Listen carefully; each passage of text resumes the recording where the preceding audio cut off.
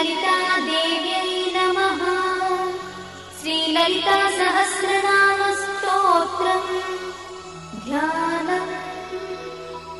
अरुणां करुणातरङ्गिताक्षीं द्रुतपाशाङ्कुशपुष्पबाणचापाम् अणिमाधिविरावृतां मयूखैः अहमित्येव विभावये Bhavani.